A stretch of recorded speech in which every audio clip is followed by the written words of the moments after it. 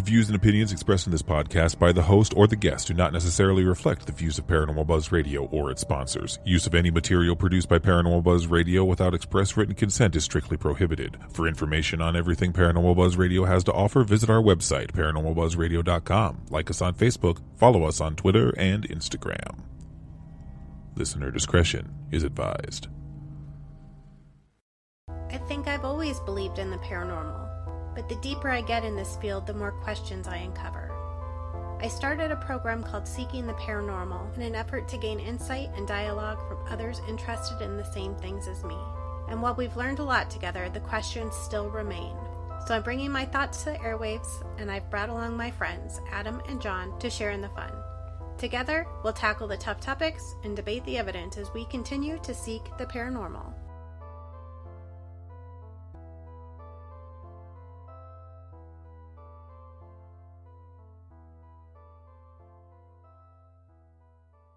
Hello, and welcome to this, our second episode of Seeking the Paranormal. I am Sarah, and I'm joined by my co-hosts, John and Adam. And tonight, we're going to talk about the commercialization of the paranormal field. And this is such a deep topic that we're going to kind of give an overview tonight, and then over the next few episodes, we'll dig a little deeper into each of the categories. But before we get to that, I'm just curious what you guys have coming up. We are going Friday to the Squirrel Cage. Yes, Squirrel Cage Jail in Council Bluffs. And we'll talk a little bit more about that next week when we've got some good stories to share with you. Absolutely. So I'm really looking forward to this investigation. Have you been there before? Nope. No? Okay. I've talked about it before. I know the history of the place. I've seen some interesting things come out of there. Not everything, I would say, is legitimate evidence, but definitely some things I'm interested in investigating a little bit deeper. So definitely excited about that. But speaking of that, today we are talking about the commercialization of the paranormal field. And Squirrel Cage Jail is just one of those places that has found a way to commercialize on their building being potentially haunted. So I thought I would start out by defining commercialization for everybody. And the dictionary does describe it as a process of managing or running something principally or for financial gain. So with that, I'm sure there are plenty of places that you can think of and plenty of things that you can think of within the paranormal community where people are starting to jump on this. Obviously, it's not something new. This is something that's been around as long as ghosts have been around. You think back to the spiritualism era where people were making a lot of money proclaiming to be able to speak with spirits either through seances, table tipping, talking boards, automatic writing, you name it, people were finding a way to profit from it. Actually, I think it's just human nature, to be honest with you. I mean, it's no different than snake oil. I mean, that didn't, that probably started with the beginning of medicine. But I'm sure there were a couple of sketchy shaman running around getting fed for free. For sure.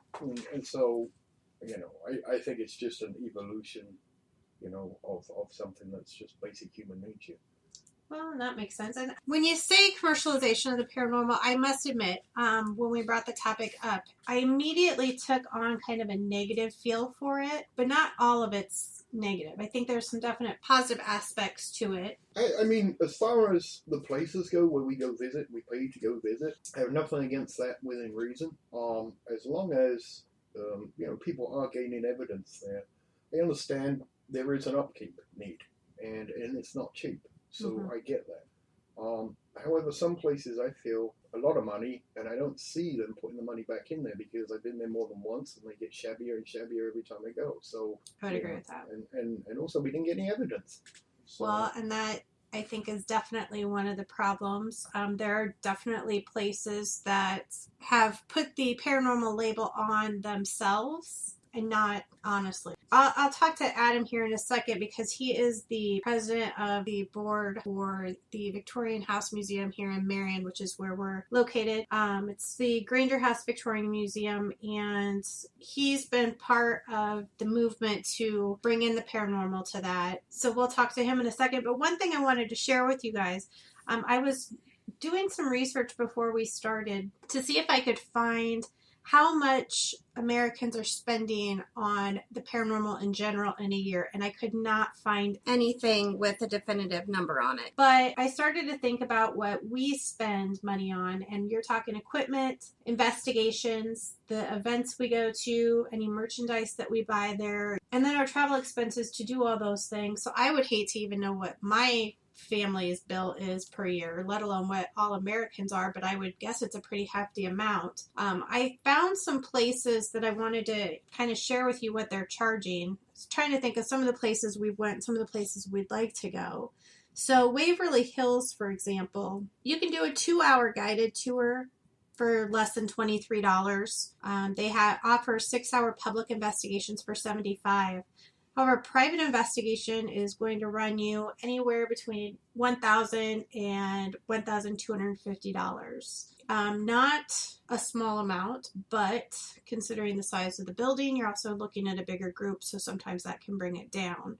Missouri State, another place we've been, they do offer various different tours. For a short guided tour, you're looking at anywhere between $26 and $36. They do offer 5-hour overnight investigation for $65, 8-hour overnight for $95, and then and those are public, so anybody can go. And then an 8-hour private investigation is $1,000. Villisca, $500.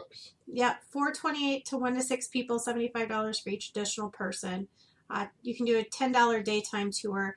I was just looking at their calendar, and they've got something like 4 days available yet in July. Every day is spoken for with that exception.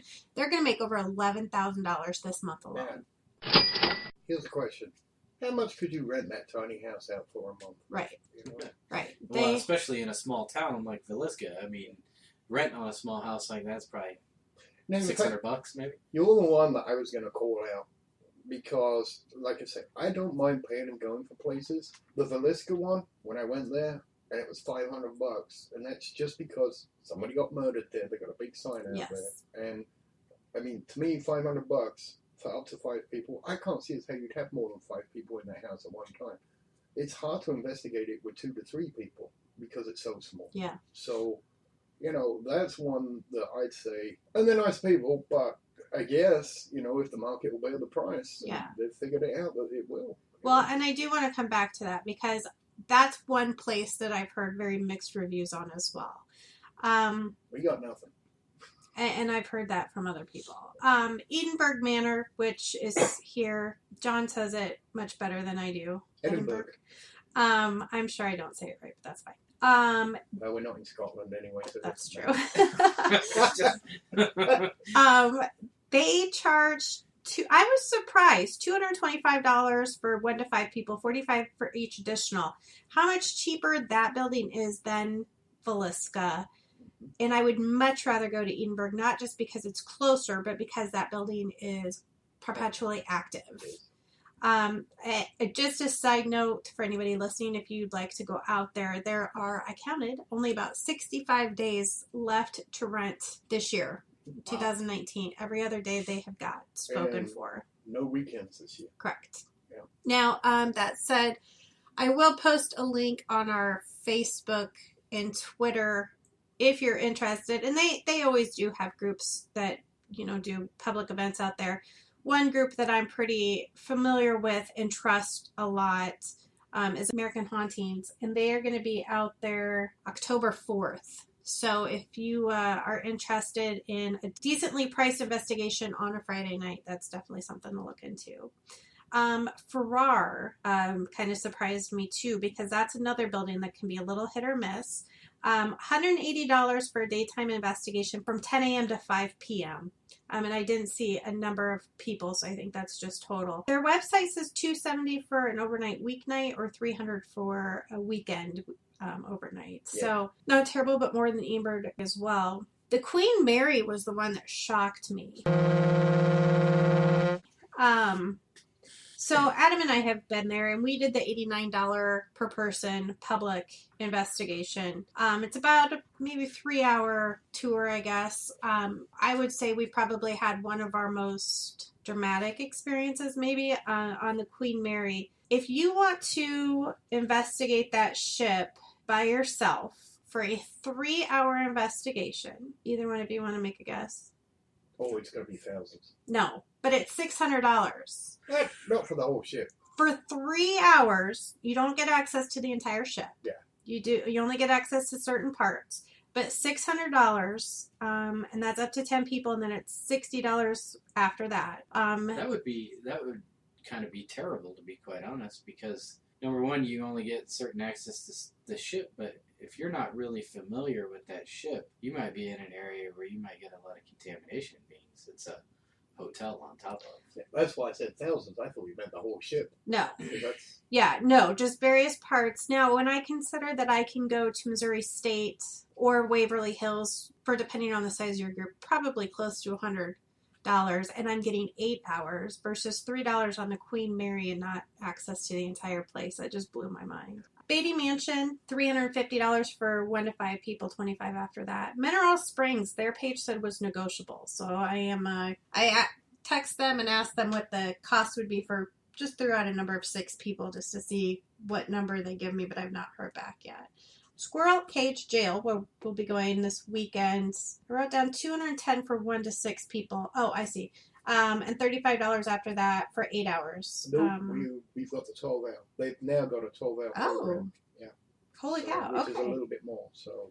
And I know they do a 4-hour for $140. Mm-hmm. Eastern State Penitentiary, and compared to the Queen Mary, this also blew me away. So Eastern State Penitentiary, where probably most people do want to go, still only offer a 4-hour investigative time slot. So that kind of stinks. But it's only $105 per person for a group of 5 to 15. So still you're looking at around $100. It's not quite as much as you'd like, but you've got access to a huge space.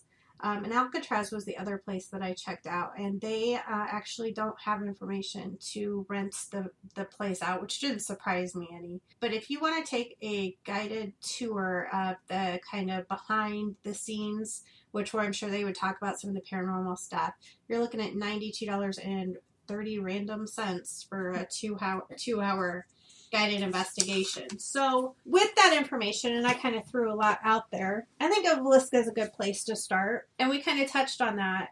They seem to be, in my opinion, kind of capitalizing on the fact that family was murdered there and that the place should be haunted, but does that make it haunted? Well, when you go there, there's reams and reams of paper and notebooks where people have written stuff in that's happened. When I was reading it, because that's all there was to do, because nothing was happening, I got the feeling it's a bunch of teenagers scaring themselves is what you get a lot of when you read through those papers. Now, I couldn't find, and I actually looked, I couldn't find anything from what I'd consider a serious investigation team. So, which doesn't surprise me because they probably, like us, we didn't even bother writing down on note paper what happened. So, going back to what we were talking about in the last podcast, to me, it's a great place if you want to go and tell ghost stories over a campfire overnight in a scary place. And, then you're a folklorist, you're not a ghost hunter or a paranormal investigator. So that's my take on it. And that's a lot of money to scare yourself, $500. I can scare someone for a lot less. Absolutely. So Adam, would you spend that money for the potential to make contact with somebody from that situation? No, I don't think I would. I hate the fact that they've exploited a dead family with the commercialization of the house. Like, it just kind of feels wrong that they've gone it just feels wrong. Like, it doesn't feel right. I don't like it. Well, let me play devil's advocate here a little bit. Well, you can't call too soon, though. I mean, it was a long time ago.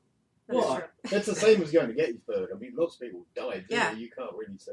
No, and that's a good point. And, people... That's just my opinion. People do go to Gettysburg in hopes of seeing ghosts, although I've heard that you can't officially investigate the battlefields out there. If the owners of the building hadn't turned it into a paranormal hotspot, evidence or not, this building could have been torn down. Now, I understand that one family being murdered does not make for a necessarily historically significant building, but is it possible that they have saved this building, and does it matter? The reason I don't think it has the historical value, apart from terrible thing that happened in it, it's been, since then it got turned into a rental. with all modern conveniences and everything. And then they ripped it all out again, where they put it back to the original state. And the thing that really peeved me when I went upstairs is there are dents in the ceiling above the bed where supposedly the axe went in, but you know it didn't because that's not the original ceiling from that time. Right. So, that kind of thing annoys me. In fact, Edinburgh does the same thing that kind of annoys me, is that stuff is all staged in there. There isn't, on their website it says, there's belongings left behind. No, there isn't. The sheets are all kind of new. They'd be moldy by now. And I even did a test. I looked at when they gave out the prescriptions, and if you look at the best by date, sell by date on like Right. aspirin, they're all pretty modern. Yeah. So, and I hate when stuff gets staged like that. So that's just me. I do think there are some very random pieces of paper that were left, but when I say random pieces of paper, I'm like somebody's notes that don't make any sense to anybody, that have no significance whatsoever. But yeah, I would agree with you beyond that. And some of the kitchen stuff, because it looks super disgusting, was probably left. Yeah, there's some original, but a lot of the areas are staged. You've got slippers at the end of the bed. Absolutely. And stuff like that. It's just, it annoys I me. would agree with you. Now, speaking of Edinburgh, the owner purchased that building for $47,500. And I would say, as much to the chagrin of all of us who have been going to Edinburgh prior to Ghost Adventures. This place housed the incurably insane. It's hurt me. It's hurt family. There was a strong pressure on my throat. It is a cauldron of violent, dark energy. Are you seeing that? What do you want from us? Oh, I'm shaking. I heard that.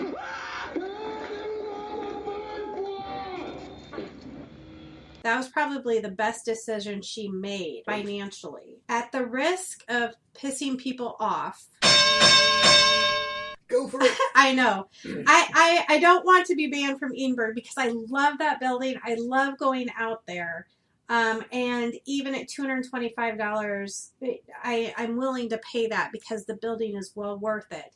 But I do think this is a building where the money is not being put back in very appropriately, if at all. Didn't they just get a new roof? That roof looks like it's been... I guess I don't know that. And I think they did. Look. I think she told me, I think it was this last time we were out here, she made a comment about the roof being only a couple of years old because we were talking about the Granger House roof. But, I believe she did mention that it was only a couple of years old, and I'm sure that was quite pricey, but...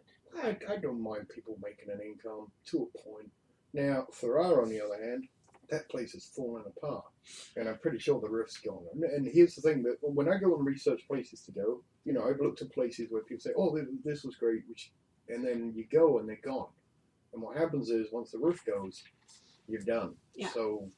because then the water comes in, it just rots the plasterboards off, and you're done. Oh, there was a school near here that is on the only in your state most haunted schools in Iowa, and the owner Heidi had to tear down most of the building because the roof was gone, and we just weren't going to be able to rehab it. But she's got great plans for it nonetheless. But yes, you're right. I have not been to Ferrara in several years, and it's interesting to me that they did have shows, and they had Ghost Lab. I don't know if they officially or unofficially went out there, but I know the Kling brothers have been out there. And then Ghost Stalker, was that the name of the show? Why would this building, a school, have anything negative attached to it? It just got so cold. There is a dark shadow person, one who delivers punishment. They were using a spirit board. It terrifies me to think that something can come through this portal and hurt you. I don't want any trouble. Tell me why you're here. Bad mojo. And the school does not seem to have benefited very much from those shows. Now, granted, they don't have the viewing that Ghost Adventures does. It's pretty planned out. I mean, they're not as full, but they'll get a good 4 or 5 a week easy. One plus that I love. So it just, that's one that I will say that I don't think the money's going in.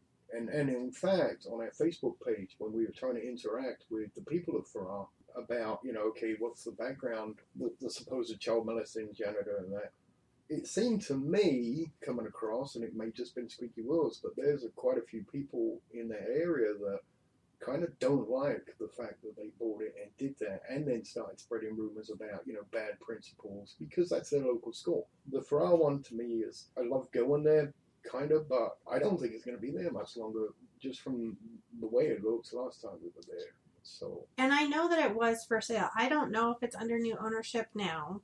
Well, they live there. Yes, so I think it may still be for sale then. I think they maybe still be looking to sell.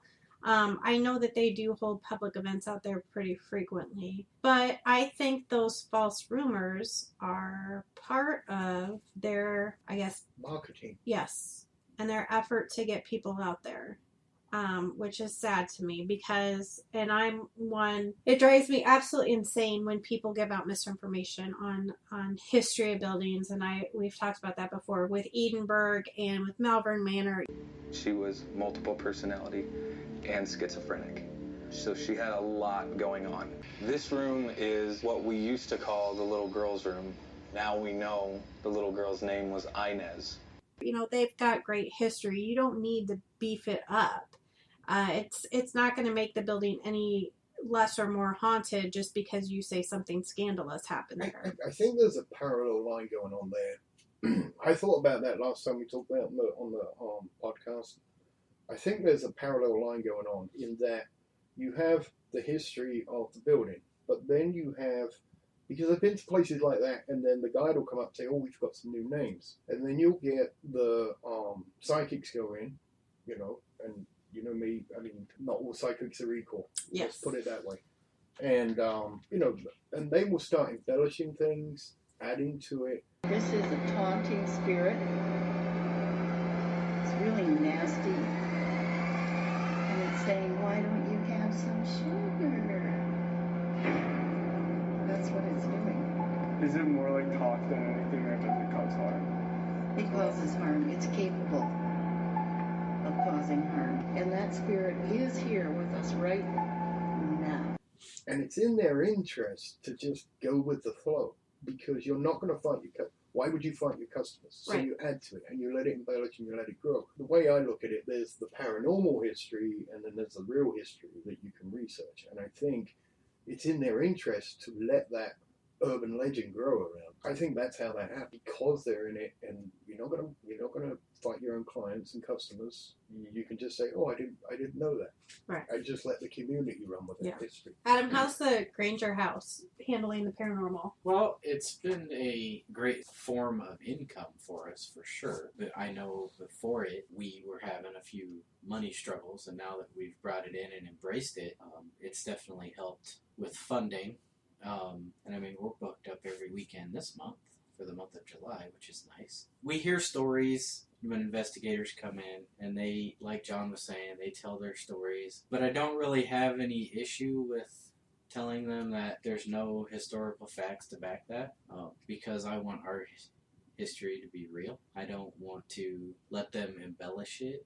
And I mean, there's even been rumors put out there about certain things that we found through history that is not true, but yet it still gets brought up. I don't think embellishing it ever does any good. I mean, I think we're in one of those places where we're able to just celebrate the fact that, yes, it's haunted, I guess, as I say in quotes, but it's nothing scary. There's no big scandal. There wasn't bodies buried under the carriage house. I mean, no, there's nothing crazy like that. It's just, it is what it is, and let it be that. Why do you say haunted in quotes? Sometimes the word haunted, in my opinion, people automatically assume it's scary. I think that kind of goes along with that. So sometimes when people ask me if it's haunted, yes, it is, but it's not scary haunted. So I guess, I don't know if there's a different word to maybe use other than haunted or what, but that's why I use the in quotes, because I don't want people to think haunted as in scared. So you don't want to go the full Zach Baggins Demon Portal? No, I'm definitely not going to say that there is a portal anywhere near or around. Yeah. So, yeah, I definitely don't want to go that direction. I don't want to put anything false out there. If we were to be contacted by most, if not maybe all, TV shows, I would probably say no. Well, you could have final say on editing the contract. That's what I'd do. I would, but then I wonder if it would ever even get televised. They still pay you. Well, that's true, I guess. Yeah, good point. The problem is the Granger house being haunted is, as I believe WTF Investigations put it, it's just a very comfortable haunted location. It's one of those sublime, and it's very subtle. So people that are doing it, record everything and then check your data when you're done, and you will find things going on. You'll hear. We've had a couple of EVPs. Ghost Box is excellent response. I will say that, and I'm a love-hate relationship with the Ghost Box, but I've got more at the Ghost Box at the Granger house than I have at Edinburgh or anywhere else. We're gonna try this again. We need clear, concise answers, questions.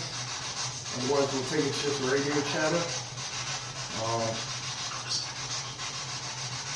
Just that I'm listening. I'm sure of it. The other thing is, though, and I'm going to put a caveat on that, it seems to me the more you go, the more you get. So at least that's our experience. So when we first went, Eric fell asleep really quick because nothing was... Eric's our Fight Club guy. He wants the marbles thrown at his head and slammed against the wall. Sure. I mean, that's what he's looking for. And I've already told him, you're never going to find it. We enjoy his company and he's fun. So, but that's what he's looking for, and he's not going to get it. And anybody like that's not going to get it at the Granger house. But Nico loves going there because he had his first. He said something touched his hand. And, I'm not going to argue with him. So, he seems like a pretty honest person. I don't see him just making that up. So, and the reason I go that way is like it didn't happen to me, and I've got no record, no way of proving it. So that's why I say it that way. I'm not calling him a liar. Just right. Yeah.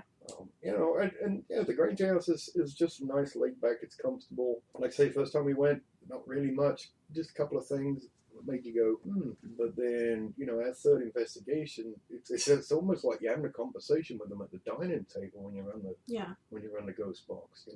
It's just tons of stuff. And that's where we did a really annoying video, which is the flashcard thing. And we were holding up flashcards in the dining room with just words written on it, showing it to the room, and some of them are stretched, but some of them are so clear what was on that flashcard coming through. So, that's an experiment I'd love to do again. One thing, though, that I do think is important, I do think that the paranormal has saved some of these historical buildings. And while, Villisca's debatable as to the historical relevance of the house itself, Waverly Hills is one that I can tell you has been saved by the paranormal community. Without the interest in that building, would be an old folks home right now, I believe. I have a question. Yes. So I read this week, there was a post on Waverly Hills, and a couple of local people said that the scuttlebutt is, it's going to get knocked down. I can't believe that for a second. I can't either. I mean, having just been there a month ago now, they're putting in new windows. I mean, they're doing, everything looks up and up, and I will say Tina and the rest of the staff have talked about making it a hotel. That's it, yeah. But using the building, just modifying it. I will reach out to Tina and see if I can get a comment on that. But I do believe that at one time the intention was to use the existing building and modify it into a haunted hotel. Kind of like what the Stanley has become, kind of a paranormal hotspot hotel for people to go to. But I'll reach out to them and see if I can get a comment on that, and we can talk about that next time or whenever I get an answer on that as well.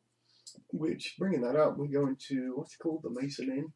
Yes. Yeah, we're going there. That's also for sale. Yes, and it's also $500, but the reason it's $500 is because you rent all of the rooms. Yes. So, you get all the conveniences. So that I don't have anything against. I definitely want to investigate the Mason house. I've heard nothing but really great things. My honest to God holdup on that right now is that Chris Moon is the only person that they're currently allowing to use a ghost box. They didn't say anything to me about that, so. Okay, well, and hopefully they have changed that. I don't know that Chris has been back in Iowa for a while, so maybe now that he's not making regular visits there, they've opened that up to other people. But that being one of our primary pieces of equipment, Until they allowed that, it didn't make much sense for me to go and investigate. So hopefully that's It's been not on their changed. website. So if I go there and they tell me that, I might have an issue with that. And besides that, Chris Moon is probably going to come up later in this podcast. Okay, good. More than likely. As I was going to bring it up now. We'll wait. We'll hang on to that one for a minute. Well, there's two more subjects, I guess, that I'd like to touch on during this podcast is the equipment and the people. Yep. I was just going to say one building I want to just mention because I think it's kind of a cool thing. I just Googled buildings that the paranormal has saved. And the Specht building in Omaha was built in 1884, and it is the city's only cast iron, I think that's what they said, building. They were all set to tear it down to make room for expansion of the Omaha Performing Arts. And they ended up saving it by having a paranormal group come in and find evidence. And they've decided to keep the building now. And as far as I know, they're opening it up to investigation. So I think that's pretty cool. I think the paranormal field is doing some really good things. And it's through this type of thing, which is still commercialization, but we've been able to save pieces of history. That's a good one. Exactly. It's not all negative. But equipment is absolutely something I wanted to talk on. And I was making notes for myself. And I think that there are some people who are making equipment and some pieces of equipment that are being made that, and even put on TV for that matter, that don't do anything but light up and make noise, but they get people excited, and so people are buying it, and we're all wasting our money on it. Before I get John's opinion, Adam, I'm curious to ask you how much money you think you have spent on paranormal equipment. I would say we're in the $4,000 to $5,000 range, probably. And I think we're pretty typical for a lot of people in this field. But John, you're kind of the brain behind a lot of equipment and a lot of new pieces of equipment you and Adam are putting together. So I'm definitely... No pressure. No pressure. Right. I'm definitely eager to hear your opinion on... You got to remember, I'm a lot more cynical than a lot of people. I only have to look at the housing, to be honest with you. And if it's got blinky lights and they put it in a shape like it looks like something that came from Ghostbusters, or they're using the pyramid shape, or, any kind of mystical thing, or it's got a crystal stuck to it somewhere, I know right then and there that that's what the market's for. Now, the problem with that being is these companies that make these, so their market is only the ghost hunters, Ghostbusters kind of niche that they've found. So they build it that way. Now, the problem therein being is if they sell me a meter that goes off when ghosts are there, and they know that I'm going to somewhere like Edinburgh that's, going to be haunted, in my mind at least, as a consumer, that does not go off. It's not that the building isn't haunted, it's that's a crap piece of equipment. So what they do is they make this equipment as sensitive as possible, and I'm sure there's enough of them who've got a smart chip in there that sits there and says, I haven't done anything in 20 minutes, let's make a little bleep bloop noise and flash a light. And it's good. People say the building's haunted, correlated with their equipment going off, so they feel justified in buying that equipment. And then every time they bring something out, these guys make great equipment. We got some great evidence with their equipment. Right. They'll buy the next one. And so it goes. So I don't understand why we have to buy ghost equipment. If we want something that measures electrical magnetic fields, why are we getting this silly little bleepy bloopy thing? Well, I know why we're doing it, because it's cheaper than a tri-field. Well, no, that's not necessarily the reason. The reason really is if you look at the difference between the tri-field, and tri-fields aren't really that murder expensive compared to a lot of ghost hunters. Well, that's absolutely true. You're correct. So, and you look at the Ghost Hunter one, the tri-field's really boring on camera, and you can't see it in the dark going off. You can hear it, but you can't see it. Now, this little ghosty one has got all the flashy lights, and it's bleeping and blooping. And also, it'll go off a lot more than my tri-field will. So, there I have an issue. So, I think... Me personally, I prefer using the actual scientific measuring, or taking a piece of equipment that's made for something. For example, we use the metal detectors. It's a metal detector, it's not. Now, I rewired mine so it does have a flashy light because we record in the dark, but, that's the only thing I've changed on it. I mean, some of them are horrendous.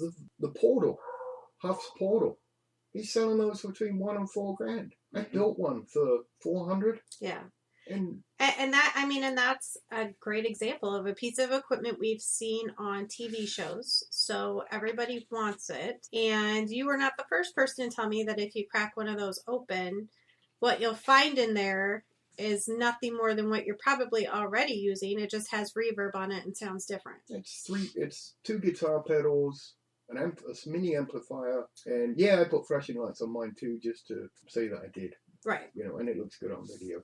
But it's horrendous. What these people are doing and selling, and I look at it. And the other thing that I hate about it is, if you are seriously doing ghost hunting, it makes you look stupid running around. People running around with this equipment that's flashing and going off. You're not winning anybody that's sitting on the fence saying, is paranormal real or not? Here's my evidence. If you're going to go in there with that kind of equipment that's going off every 10 minutes and it just looks like something out of the Ghostbusters movie, you're not going to sway somebody's opinion that way. Seriously, I don't think. If you're on YouTube and you're looking at WTF Investigations videos, you'll find one where John's team was actually kind enough to put some equipment I had purchased for the Granger house to the test. It's from the Paranology's website, and I must tell you, I was really actually kind of excited to find their website and see that it was stuff that I didn't see. I don't watch the shows, so it very well could be on the shows. I just hadn't seen it before with something a little bit different, and the price point was a little bit less than what you'll find on like Digital Dowsing, Ghost Stop, Ghost Hunter Store, those types of places. But two of the purchases that I made turned out to be exactly what we're talking about. Very kind of bogus investigative equipment, that the static meter, for example, you guys had that going off. That was horrible. And also from an engineer's standpoint, for example, if you're going to put variable tones on something, the variation should mean something, otherwise why put it on there? Right. That thing was going blah, blah, blah, blah, blah. And I'm like, why is it changing tones? It should either go off or it doesn't go off. Yeah. And then that they've folded into it stuff, and it was just going off all the time. So, then the other one was cold spots indicator, I guess, which I've actually been really kind of excited about, because I thought that would be kind of cool to be able to put that into where somebody's feeling a cold spot and see if it actually detects it. But come to find out, maybe this piece of equipment's not doing what it advertised. That was the one you could only get to turn on by touching it. Put my finger on it. It was like someone put your finger on the end of it detector. I mean, and then the other thing is, when I took my finger off, it didn't reset. It just stayed on. So to me, that's less useful. The two I did like. One in the shape of a pyramid. Yeah. There you go. I just wish it wasn't in the shape of a pyramid, but I didn't mind that. The only thing I wish that they'd done, and it's really easy, is put like a pot on it, like a resistor. So because the range on it was huge, which they've done on purpose, so it goes off more. I understand, but it actually did what it said on the tin. But if they just put in a pot in there where I could have dialed it in if I got it in a small room, that would have been useful. Mm-hmm. And then the other one was the static with the little rods that come out. Yep. Yeah, I mean, it looks good on camera. But it actually did, when I tested it, we get near it with static and they'd light up in whatever direction the static was coming from. But you had to get up on it. So I like that. I like things, that do what they say. I don't mind if you jazz it up, but, if you're going to sell me rubbish, and then stick a crystal on the top,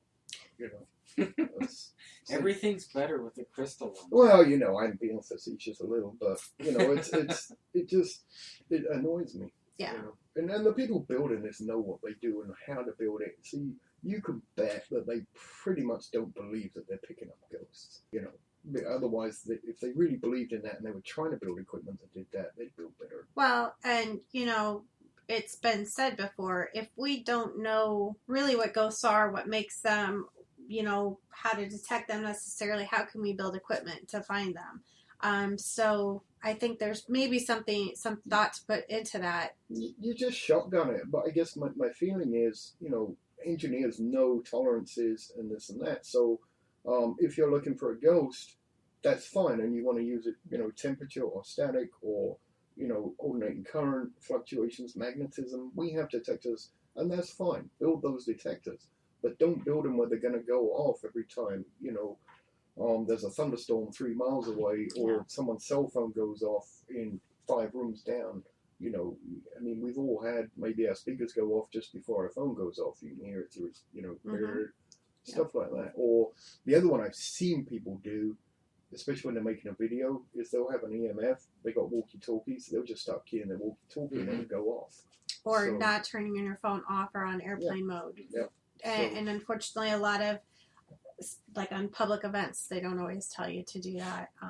I love it when you see someone with a K2 in their hand and on Facebook Live, and the K2 goes off, and they're like, "Whoa, really?" Like, think that through a little bit, because one of the big things that I always tell people when we're doing public investigations is turn your phone off or put it on airplane mode. Mm-hmm. One or the other. Well, you can't be on Facebook Live on airplane mode. So. Yep. Well, the other thing I've seen on K2 meters do, if you've ever listened to that interference that comes from a cell phone before it starts ringing, on your speakers, it kind of goes zzz, zzz. You watch K2 on some of those, that flickering that it does matches up to that interference wave, almost exactly. So I'm like, I believe that. Well, I will mention again, Adam and John are kind of putting their heads together to make some new equipment. So hopefully one day we'll be able to offer you some new and exciting things. I know one thing I think John's been working on that I think is really cool is he took a trigger object, in this case a cigarette box, and put a sensor on it, which I think is ingenious and very simple and something that I don't know. And it only detects negative static electricity. Yeah. And you have to be up on it to do it. So, my feeling was, if the ghost wants to get near it and grab it and get intimate with my box of cigarettes, And this weekend is going to be a great place for that. And absolutely, in a jail, 100%. I hope that next week we can tell you how amazing it was. So I'm really excited about that. And the light stays on all the time, so the negative makes it dim. So if that light starts dimming, it's going to be awesome. Yeah. I'm excited. So, like the locations, there is an upside to the equipment, though, too. And I do think that why I don't have the engineering mind that John does, I do think there are pieces of equipment that have been created that are kind of doing some really cool things. One example is the SLS camera. I've seen that do things that I can't explain. We talked about asking the figure, to raise a certain hand or reach out and touch your hand or to do something specific, and they're doing it in turn. And unless it's programmed to do what your voice is asking, which not going to happen. Yeah, I can't imagine how that would happen. But I think that there are some good pieces of equipment being built. And even with Paranologies, go ahead. Sorry, I don't mean, but the cutting on that's also a good example of commercialization, because basically you can build one of those for an Xbox controller, which are $70, right? And a tablet, and they sell those things for like $1,200. Yes. I'm like, well, absolutely. I mean, it was on Ghost Adventures. Yeah. I mean, I won't lie when I say the first place I saw it was on Ghost Adventures, and I remember telling Sarah, we need to buy one. And she we said, had one real that's quick really after expensive. I said, I don't care. I want one. And I mean, I understand, and that's good that, I guess that's a part of capitalism is let's try something new to catch ghosts. But, that kind of markup to me is just extortionate. Well, and I do happen to have Digital Dowscene's website up, and the SLS camera that they have got on here, it's taken its time coming up, but I believe it was for $1,250. Out of stock. Probably. I know you can get it on some websites for around it's $1,275 currently. I know that on some websites you can get it for right around $500. If you're interested in maybe getting it a little bit less and built properly, you can send us a message on Facebook, and I'll see if I can help you out with that. I did want to mention Paranologies as well. I think, and John did allude, they do have some decent equipment. I like the fact that they're using a 3D printer. I think that brings the cost down, and that's probably why they're a little bit cheaper than some of the other places. But just be careful about everything you're buying. I've had to learn that lesson the hard way. I've used museum money to buy what essentially has turned into junk, but that's my own fault because I went for something that lit up and made noise. So I think a good indication before you buy equipment is think about the theory that they're doing. The theory behind it is it's looking for X, Y, or Z, whatever it's looking for. Go and look and see what is the normal equipment that looks for that. Yeah. That people in the field, need to do their job, looking for that. One other thing that, there's a lot of different ways that people are making money on the paranormal. Paranormal tourism has become a niche of its own and is huge. People are going to Paracons and all kinds of events now. And I'm excited because it's bringing the community together. Although we'll talk about the paranormal community in one of our upcoming episodes. And it's doing some good, but it's also making some rifts as well. But these Paracons, for example, are bringing a lot of money to these communities, even if it's just for a weekend. And granted, it's not bringing in like Super Bowl type money. It's bringing in money to a town that maybe doesn't have much else going on, and it's benefiting those local businesses, even if it's a hotel. I can tell you that in Mansfield, Ohio, they've got a Parapsychon that takes place in May, and I believe in 2020 it's going to be May 2nd and 3rd, maybe. If you pay the tour cost for the Mansfield tour, which is only $15 or $20 depending on which tour you want to do, the rest of the convention is free to you. And they've got some really big names that are going there. But all that money then is going to benefit keeping Mansfield open for the rest of us who are interested, whether it be for historical purposes or paranormal purposes. So, as a community, I think we've got some things that are really good that are taking place, but people are definitely making money off of that, and there's no denying that. And unfortunately, we've each got to look out for ourselves and make sure that we're not being taken advantage of, I guess. We haven't touched on the number one industry in parapsychology. Go for it. It's the psychics and the mediums. Well, yes, thank you for bringing that up. $2.3 billion a year. That is a lot of money. Yes, it is. I think that's a great leeway in, especially talking about the conventions and public events that the paranormal community has going, because there are always a lot of psychics at these events. And when I say psychics, I'm using that to cover sensitives, mediums, anybody who's using intuition or other psychic abilities. I know that there are a lot of different titles, but I'm just going to kind of blanket everything with the word psychic to cover all of that. And it really is a very lucrative field, because I will tell you, at the expos that we attend for the Granger House here around Iowa, there are a ton of different psychic options that you can get readings from, and a lot of them charge $50 or more for 15 to 30 minute readings, which seems really high to me, but I guess they got to make their money too. That said, I have to admit that there are some of them that I question pretty strongly. For example, I have sat close enough to some of them to hear them give the same reading to numerous people. And I hate that people are getting taken that way. I do have a few people that I do trust and that I do believe in their abilities. We've talked about my friend Brian before. I would love for him to start giving readings. He just is worried he's going to disappoint people. So far he's not ready to take that plunge. But to your point, again, going back to the spiritualism movement, this is one of the oldest ways the paranormal community has been making money and swindling people. Yes. Well, and one of the problems that I see with that, and I think going back to spiritualism, these were people that they needed something. And I think we see that a lot in some of the expos that we do for the Granger House when we sit around some of these psychics, is a lot of these people, they need to hear this stuff. And people know that. Like, people can sense that from you, that you're sad about this, or, grandpa dying, or whatever the case might be, that you need some reassurance. And they're able to tap into that. I do very rarely see someone feel like they got a true, connection, I guess, maybe. Yes, but I would disagree with you. I think a lot of people come out feeling like they got a very good reading. Well, no, they feel like they did, but did they get the true thing, is what I'm saying. I understand. Did they get the real nitty-gritty? Yeah. They're getting, mostly what it is cold reading.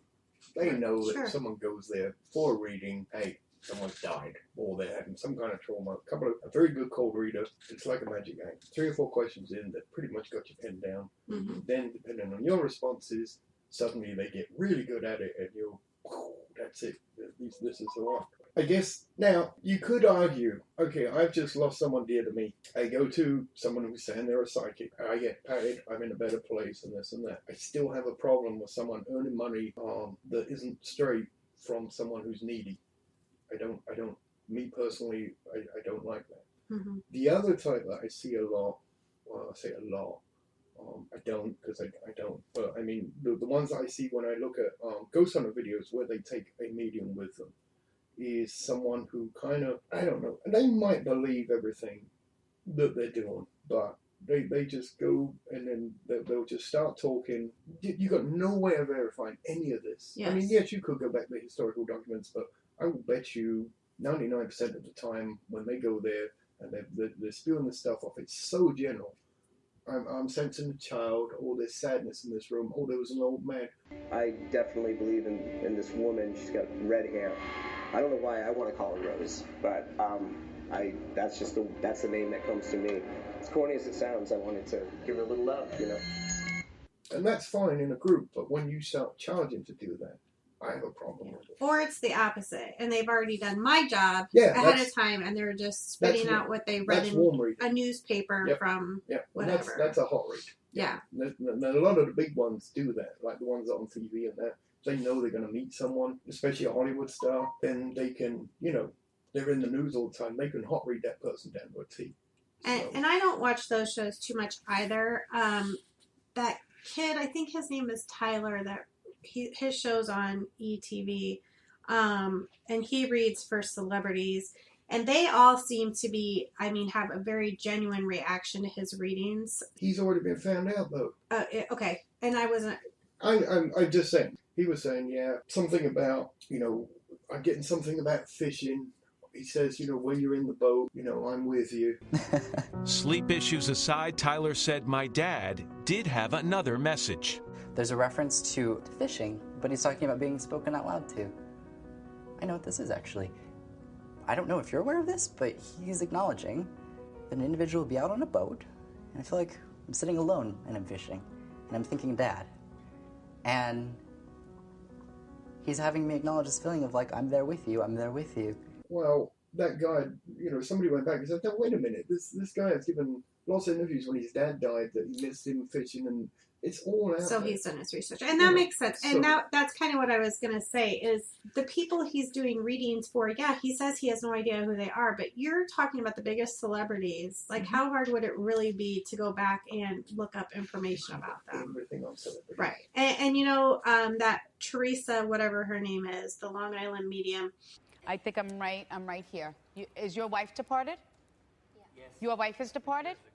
Okay, because she sat next to you, and she said, just sit down. Would that be her personality to tell you maybe don't speak up yet quite so much? Is that her wedding ring? No, it's my mother's wedding. Oh, it's your mom. Oh, because I heard the wedding ring. And that's your mom's wedding ring? Yes, it is. This is my wife's wedding ring here. Oh, you have the wedding ring. But where is the chair? Why do I keep getting the thing with the chair? Do you still have her chair? No. Or did she have an issue with her legs prior to her passing? No. She came to Cedar Rapids. I did not go to her show because, first of all, the cost for the tickets to these types of events are astronomical. And you're talking being in one of the biggest auditoriums in the city. So there's very little chance of you getting a personal reading out of this gallery reading. Just a few days prior to her arrival, a family had lost a couple children on a four-wheeler accident, and they had tickets to the show. And when they arrived, they magically got moved up to the front, and they acted like it was just a coincidence that they were being moved up there. And of course, she started talking about getting these kids, but the report from somebody I got that was actually at the show was people were just in tears. But how more obvious could you possibly be? I know. It's the oldest trick, put a plant in the audience, and that's what I mean. But most of the people that went there won't, especially that amount of money, not just because they're curious. No, they all have an emotional need. Yeah. And that's why they're all in tears. They're all already in an emotional state before the show even starts. and then you just bring them in and you build it and you build it. Everybody's just so emotional.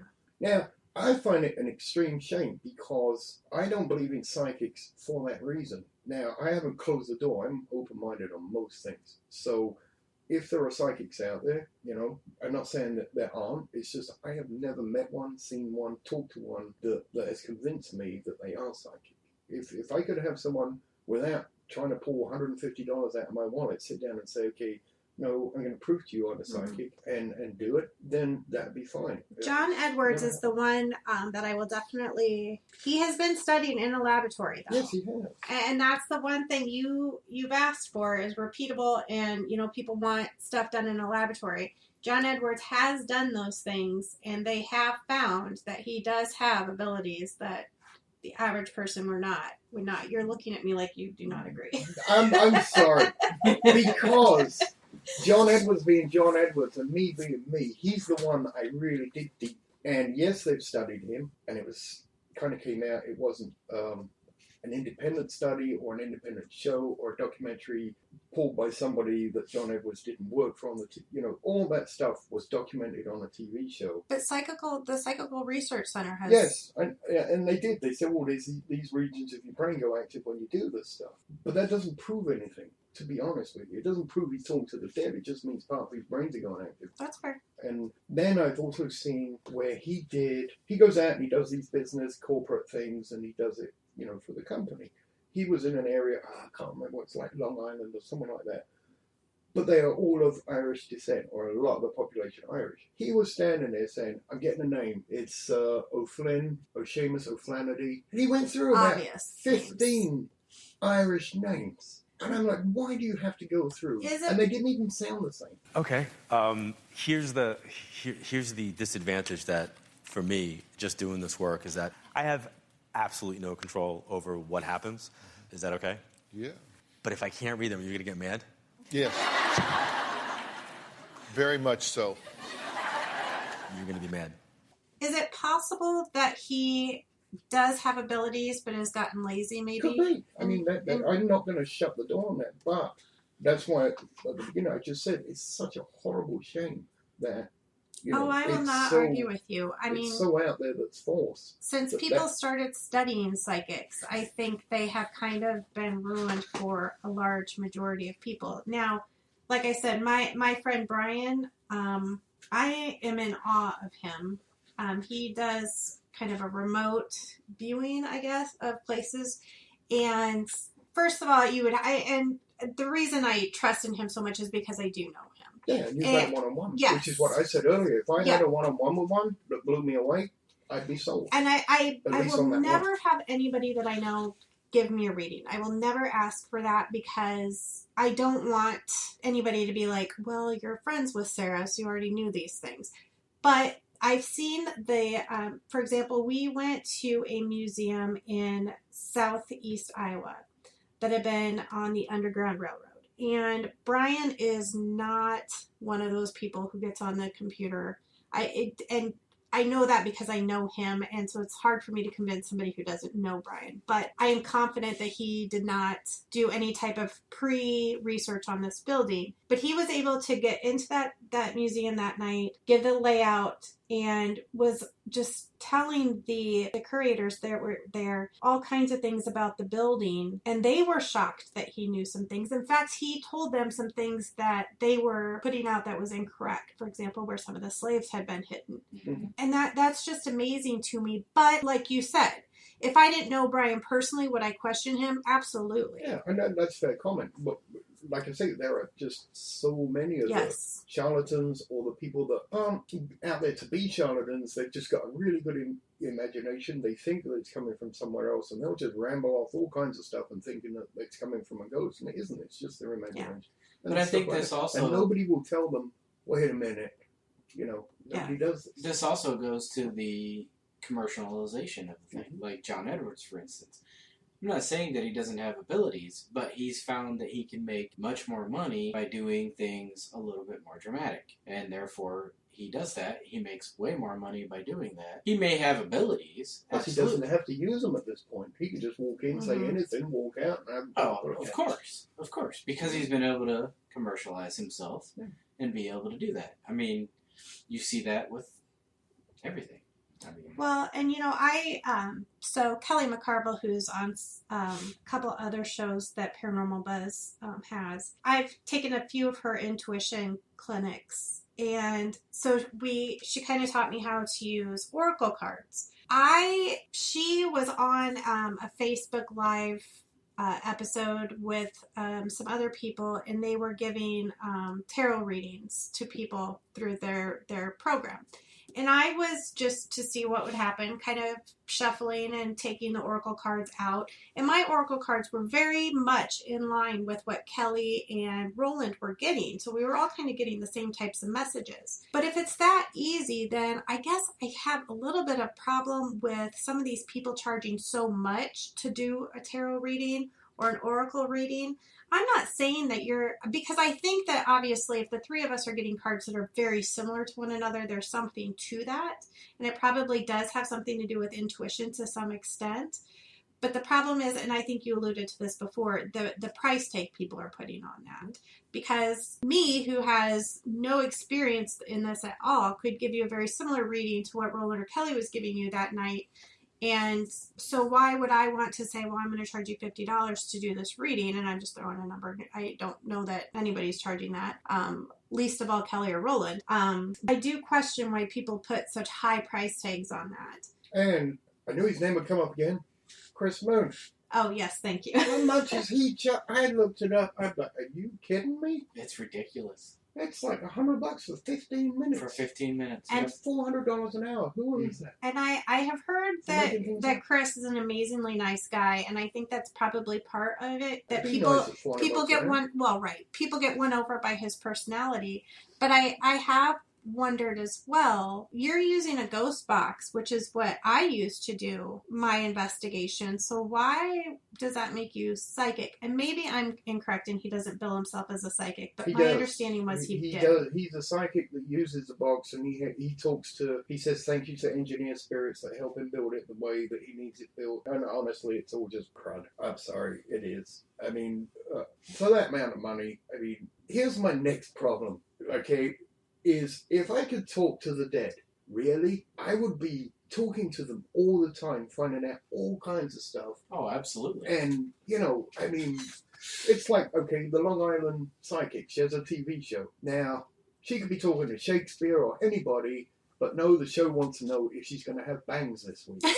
I mean, and that's a John Oliver joke I stole, sorry. But it's true, though. I mean, if you can really talk to the dead like that, why? It just does not make sense. You would not use that ability the way some of these people are using it. I mean... Well, and I don't know how it works because I don't have the ability, so... No, and I'm wondering if anybody does, is my problem. Yeah. I mean, again, we keep bringing Brian's name up, but, I mean, he doesn't get, like, sitting here with someone and having a conversation. Like, he gets snippets. Mm-hmm. Snippets of little things. Now, has he been able to put some things together into some full stories? There's been, to a point, he's been able to put some things together. So I don't know that any of them necessarily could sit down and find out the meaning of life. I mean, I'd like him. They say they can. No, it's not just the meaning of life. I mean, things like, okay, if I could talk to someone who's 100, 200 years dead, I mean, I'd be like, so what's it like? How long did it take you? All little bits of history that you could pick up and, and that you've always wondered about. At least I would always wonder about things. Mm-hmm. And then the other thing I'd have to do is I'd have to validate it and make sure I wasn't going out of my mind. How much was milk back then? And I'd have to look it up and make sure that's how much it was, I'm not going to go so far as to say that people don't do that, though. You and I just have, I think, obviously, we have differing views on it, and that's fine. Well, we're talking about the commercialization. Yeah, no, absolutely. Really. Absolutely. I mean, on this podcast. And that like I say, I looked it up. It's at least a $2.3 billion industry. That's crazy. That's crazy. And you go online, they'll tell you your fortune online. Or on the phone. Right. or California Psychics. yeah, all that stuff, And what was that lady's name that used to be on the commercials? Miss Cleo? Yes. And she got sued. You know, people have been criticized and jabbed at and talked about throughout the ages for having different beliefs. And apparently I am no exception. Although it is a constant challenge, I will continue. I will not allow them to stop me. I will teach as a shaman and help those who seek the knowledge. Just to put another thing out there, Michael and Marty Perry, who are another team that I've been really impressed with, as kind of crazy as some of the things that occurred when we were part of their gallery reading, talking about Amy Winehouse. I mean, like, it was so crazy, but Michael does kind of a more traditional gallery reading, and Marty sees the person and kind of draws them and then has a little bit of their story. And nothing that related to me really came up in any of that gallery reading, but I was really blown away by some of the things that they talked about. The fact that, and I guess it could be argued, I guess now that I think, I trying to guess what you're going to say to me. But I know. But, I think about, they didn't necessarily know who was going to be in the room the day that we did that. And the pictures that Marty was coming up, I mean, they were so spot on to these people's family members who had passed. Like, it was crazy to me. Now, could she have done research? Absolutely. I'm not ignorant enough to know that that's not a possibility. But I just really bought into what they were putting out. There's a difference between you and I in that you mix with, people who are psychic. I don't. And it's not really because I have an aversion to them. It's just that, and I don't mind people say they're psychic. I'll listen to their first little bit of words, and usually they're way out there, and I'm like, shut off. Yeah. So, and I'd like to use this. When this podcast goes out, if there are psychics, I'm going to do an experiment. Okay. My granddad had 3 names, first, middle, and last. Anybody can tell me what they are. Oh my God, that'd be great. And then what we're going to hear is it doesn't work that way. Okay, so psychics, you've been challenged. Oh, because I like doing experiments. Yeah, I know, and I think that's important. I think that's what I mean. And again, I always go back to spiritualism, but that's what they did. They had ways to try to verify. So you've been challenged. So hopefully somebody not in a mean way. It's scientifically experiment. Yeah. Twitter or Facebook, Seeking the Paranormal. Curious if you're able to answer that challenge. I love it. I think if we get somebody that gets it right, I think we need to get them on the phone if it all. Yeah. Oh, I would love to talk to that person. If they get it right. Yeah, absolutely, 100%. Yeah, granted, we're not famous, and it's going to be much less of an exciting occurrence for whoever does get it right. I just sold a T-shirt. You can have one. There you go. A T-shirt. But that if somebody can answer that appropriately, I would absolutely love to have them on one of our episodes. We can dig into psychics a little bit further, and clearly this is something that we'll need to have a full podcast on, just psychics. So that said, that's going to be hard for me. I'm sorry. Well, but that's why the 3 of us are kind of a good group, because we all have differing views on things. And that's what this is all about, like being able to tell our true story. Yeah. So I want to go to our picture of the week, and as promised, it is one that I actually took on my cell phone at Edinburgh Manor. We're in the cafeteria area. Prior to this, we had been doing kind of a Singapore experiment. We had played, I'm trying to remember exactly, Robert Johnson, Crossroads. I went to the crossroads. Fell down on my knees.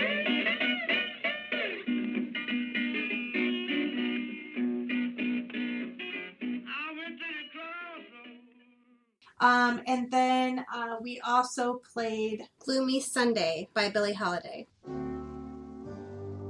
Sunday is gloomy. My hours are slumberless. Eric made a really piss poor attempt to dance to those songs. Oh, come on. Entertaining.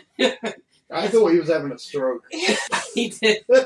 He did all kinds of fun I'll stuff. see if we can talk John into getting us a clip of Eric dancing to put on Facebook here for you guys to see that it's as well. already on YouTube. Yes. Yep, so. But right after that, I had kind of stepped to where Eric had been standing and took a picture of our group. And present in the picture is John, Eric, and that looks like Adam or Nico? No, that's Nico. I was sitting farther to the, as you're looking at the picture to the right. Okay. And so everybody's just sitting at the tables where we had been conducting our questions. I am not wearing a wizard hat. No. Oh, you were too. It's very obvious. So. But in the middle is obviously the camera that was capturing the whole thing. So what we're looking at here, what I kind of noticed at first, was there appears to be something standing or blocking out Eric. It really, and the more I look at this, it's almost like it's just kind of floating right in front of his face. But I would like the two of you to kind of give me your opinion on what's going on here. Well, first thing that I see is when you look at the position of the windows, there is one behind Eric, and there is one to what would be his right that should not cast a shadow in that direction. Because on the wall behind where you would be standing taking the photo, there is no windows. So there would be nothing that would be throwing light in that would make that the camera the shadow. Correct. I guess is what I'm saying. So I cannot explain that yet. John's got a smirk. No, I've looked at this for more hours than I care to admit. Now, it is one of the sketchiest ones we've ever had, I think, in our group. We don't get many, our group, we don't get many photographic evidence or video evidence we go to. This is one of I don't think anybody does. No. Unless you're Ghost Adventures. I think there are a lot of people who, and again, another podcast, there are a lot of people who put stuff out. Photoshopped. Well, exactly. Or pareidolia. Yeah. This one, to me, so I actually took the time to do, vector lines from the windows to do, where the light was actually going.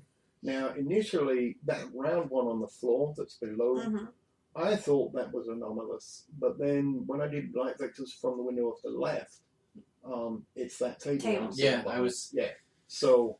I would agree with that. So, and then the one, now the main one by Eric, only one side of Eric's lit up from that window. Okay, I could see that. But that shadow keeps going, past the corner. So if it was a corner shadow, it would have a straight line above Eric's head. Right. Where the corner is. It doesn't. It keeps going around. You see what I'm saying? Mm-hmm. So if it was the light just keeping half of Eric in shadow, also the shadow goes higher than Eric's head. The sun was coming down, the light is above Eric, so that shadow should not be higher than Eric. It should be lower than Eric on that wall. Do you see what I'm saying? Yes. Correct. So, and it should also be more over to what would be his right. So if you draw a line from that bottom left corner of the window to Eric's top of the head to that wall, there should be no shadow higher than that, which there is. So that's what got me. And then the second thing that I still can't explain is Eric was bare-sleeved, didn't wear a watch, and when I look at that photo, to me it looks like an old man wearing a flat cap, the old worker's shirt, and a watch. I absolutely agree with you. Mm-hmm. So now the curious thing about that, when you zoom in on that and make it huge, like just Eric, which is a horrible fall. I hope he's listening. But you kind of see two images. You see the one that you see, and then you can kind of see Eric. He's got his head back, but you also see like that old guy face is more leaning forward. So it's like there's two images on top of each other. Now I call it a double exposure, except that you couldn't double expose an old guy sitting on Eric's lap that quickly. No. Well, and as soon as I took it, I noticed that and showed everybody. So it's certainly not something I had time to doctor, nor am I smart enough to figure out how to do so. No, you can tell it's not doctored when you zoom in. Yeah, this one is pretty interesting to me as well. I don't know that I have a good explanation for what's going on here either. And I don't, we see pictures where people sometimes get so dramatic with things, but sometimes it's the small things that you can miss if you're not looking. And that's the other thing that bugs me, especially, I hate going on Facebook groups some of them. I mean, I go on a lot because, you know, they got lots and lots of members, and you go in the groups and you look at what other people are doing. But you also get the people that, I had a bad feeling, so I took a picture of my bedroom while I was in it. Can anybody see anything? Yeah. And then you just get lists and lists. All as a face in the mirror. There's something behind the door. This, you know, drives me crazy. I have to stop.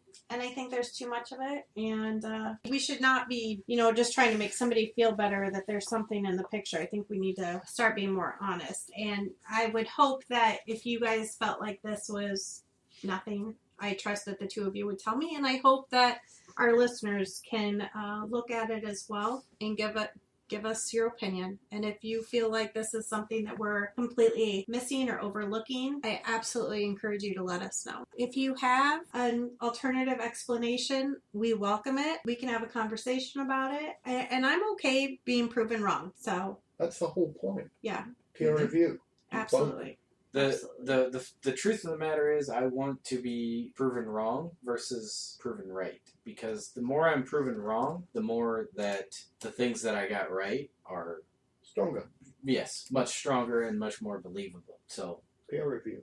Yes, absolutely. And no blowing smoke. Right. Literally. Literally. Well, it does look like our time has come to an end, but before we say goodbye, I do want to let you know one more time where you can find us online. If you would like to see any of John's videos on YouTube, you can find those at WTF Paranormal Investigations. You can also find us on Facebook and Twitter under Seeking the Paranormal, and you can find me at See Paranormal Sarah on Facebook. Until next week, keep seeking out the paranormal.